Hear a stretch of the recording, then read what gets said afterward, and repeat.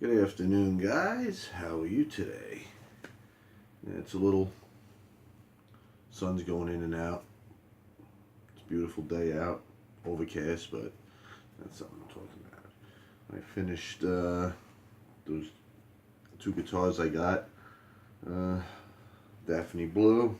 I just upgraded it a little bit with what I had.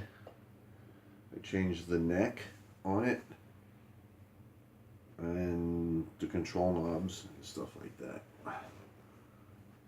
So, smaller headstock, but I think it looks better than what was on there. It's like a satin finish on this neck, but I think it came out pretty good myself. It's better than the neck that was on there. Not that the neck was terrible, but excuse me, I just like that type of headstock on it. It's a little smaller, but I think it came out okay. All I did was cut the nut, do a fret dressing, fret level, and sand the heel on the neck, which I could probably do again a little bit, which is kind of weird. They're the same exact guitars, and the other neck I put on was perfect. And I think this part might be a little thicker, so it raises the neck up, but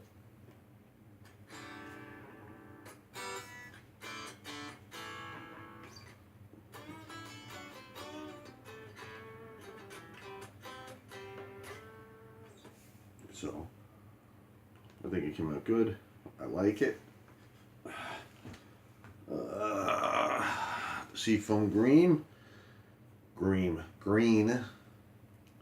It's a different neck with a bigger headstock, and the only thing I did was replace the tuners in both of them because they were crap.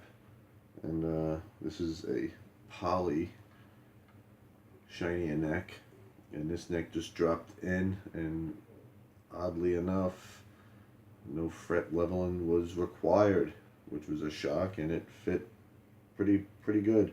And I replaced the pick guard with a mint green pick guard.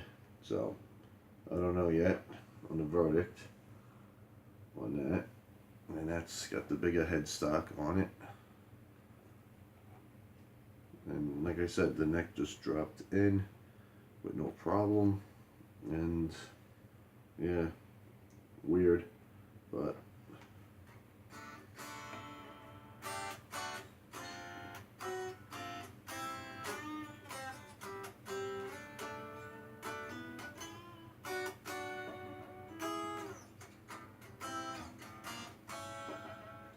so that's that.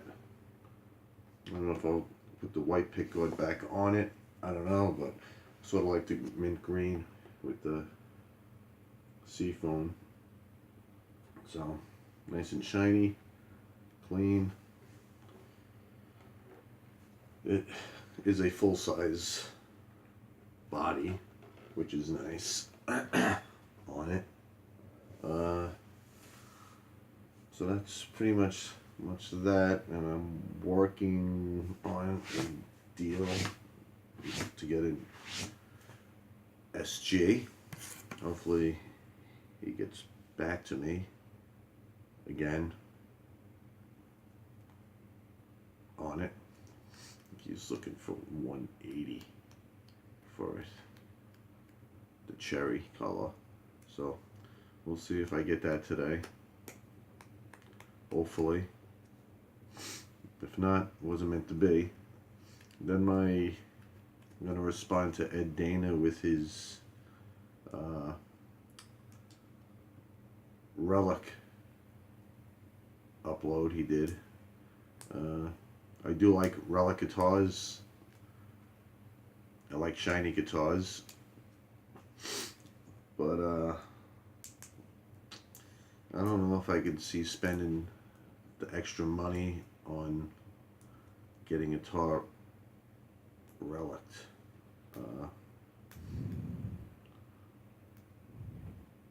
I like the natural relic of it being road worn, played, and just the natural dings and scratches and the wear on it done naturally. Because I'm not 100% sure. Well, I'm not sure at all, really. I'm sure if you took this same guitars, one that was naturally reliced over time, and one that was a custom shop, and you put them together, I'm sure you'd probably know the difference. But if you're spending that much money, you really shouldn't know the difference on a relic guitar.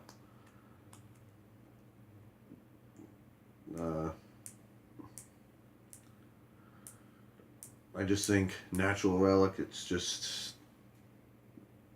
you're getting the history from everything that's happened to the guitar over the course of time. You know, memories. You know, I remember how that happened, or like this happened, and the weathering of from the guitar going to different states and different climates, and the whole thing affects the natural relicing. Fret wear, neck wear, the nut, tuners, this everything, you know, wearing out the pick guard, the metal tarnishing. I know they have all these means to do it today, but I don't know, because it probably has no character in the guitar if it's, you know, relic from a custom shop or somebody relicing them at home. I mean, I've seen people on YouTube when they relic a guitar, and it's like, like it just doesn't. It's overdone, where they relic it too much, and it's like, oh, it just doesn't look good. I mean, custom shop relics, I mean, they look good, but they're brand new. There's no history to it. I mean, I'm sure the guitar, you know, from playing in the bars and getting caught out in the rain,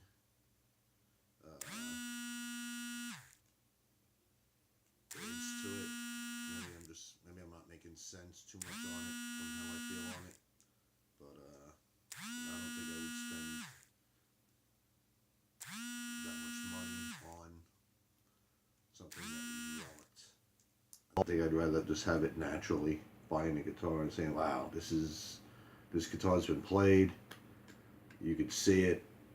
It's beat to shit. It still sounds good. It's, you know, pretty much broken in, if you could break in a guitar. But that's my opinion on it. But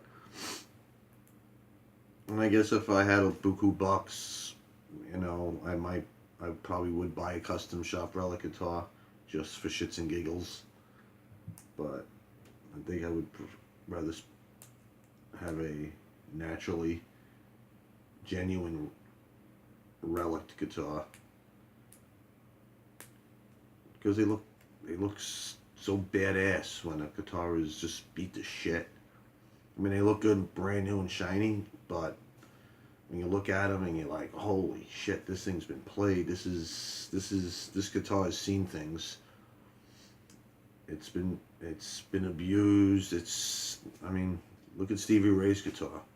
I mean, that thing is just one out. He just played the living shit out of the guitar. And you look at it like, man, it's awesome looking. It's beautiful.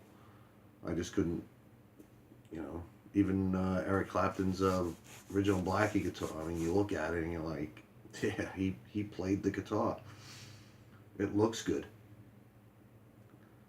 But, you know, it's like once you get your first ding and scratch on it, yeah, it sucks.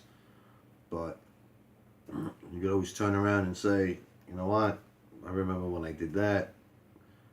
I remember when I did this thing. I remember, I went to a show and whatever. It got stuck. It got flooded. The guitar got drenched. It dried out. Just all that in general. I like. But buying a relic guitar, you're just not getting that same feel for it because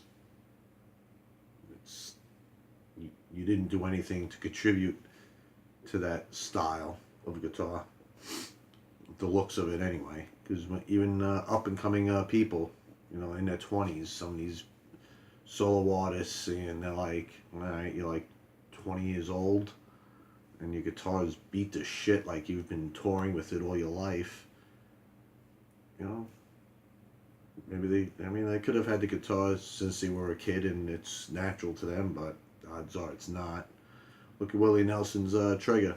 That thing's, they're repairing that, constantly repairing that guitar.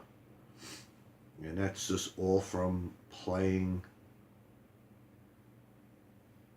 it. And that's just all natural relicking. So, don't know if it makes sense to any of you guys out there, but maybe I'm not just explaining it right. But a guitar that smells of smoke.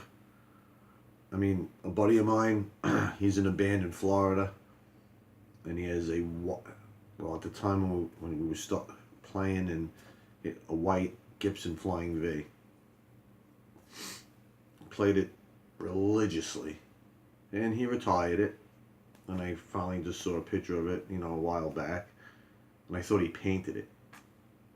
But from playing in bars and all this other environments he was in, the guitar like naturally turned like a yellowish, just from the nicotine in the air and all the bars that he's played. So it's not a yellowish guitar. It was white, because when you take off parts of it, you see it was, a nice white guitar. And I remember it being white. Now it's nicotine yellow. But if you bought it like that, you'd be like, wow, yeah, this thing's been, I'm sure it probably stinks from here to high hell, but that's, why I like the natural relic guitars.